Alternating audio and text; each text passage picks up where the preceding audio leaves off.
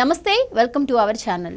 ఆంధ్రప్రదేశ్లో TDP, Janasena, BJP కూటమి అధికారంలోకి వచ్చింది. ఎన్నికల్లో కలిపి పోటీ చేసిన 3 పార్టీల కూటమి ఏకంగా 164 స్థానాలను గెలుచుకుంది.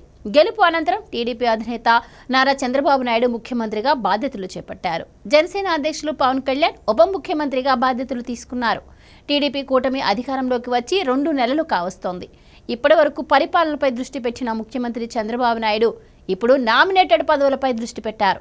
అయితే నామినేటెడ్ పదవుల్లోనకు 3 పార్టీలకు దామాషా ప్రకారం కేటాయించనున్నారు. ఇక నామినేటెడ్ పదవుల కోసం టీడీపీ, జనసేన, బీజేపీ పార్టీలోని ఆశావహులు ఎదురు చూస్తున్నారు. వారికి త్వరలోనే చంద్రబాబు శుభవార్త చెప్పనున్నారు. నామినేటెడ్ పదవుల భర్తీపై ముఖ్యమంత్రి చంద్రబాబు చేస్తున్న విస్తృత కసరత్తు తుది దశకొచ్చింది. మరో వారం 10 రోజుల్లో తొలి విడత భర్తీ ప్రక్రియ చేపట్టనున్నారు. టీడీపీ మిత్రపక్షాలైన జనసేన, బీజేపీలకు 18 నుంచి 20% వరకు పోస్టులను కేటాయించనున్నారు. ఆ పార్టీలో పోటీ చేసిన దామాషాలోనే నామినేటెడ్ పోస్టులు ఇవ్వనున్నారు. నామినేటెడ్ పదవులను పనితీరు, సమర్థత, పార్టీపై అంకిత భావం వంటి అంశాల ఆధారంగా కేటాయించనున్నారు.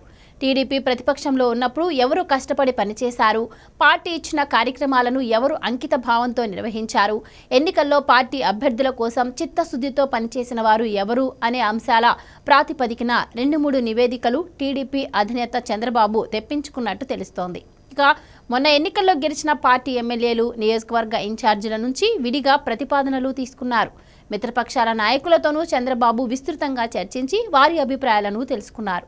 వాటన్నింటినీ క్రోడీకరించి పనితీరు, సమర్థతకు మొదటి ప్రాధాన్యత ఇవ్వనున్నారు.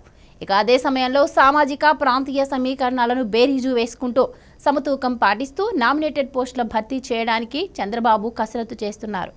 మండల స్థాయి నుంచి రాష్ట్ర స్థాయి పోస్టుల వరకు ఇదే సూత్రాన్ని అమలు చేయనున్నారు. అయితే రాష్ట్రంలో ఉన్న నామినేటెడ్ పోస్టులన్నింటినీ ఒకేసారి భర్తీ చేయకుండా దశల వారీగా చేపట్టాలని భావిస్తున్నట్టు తెలుస్తోంది.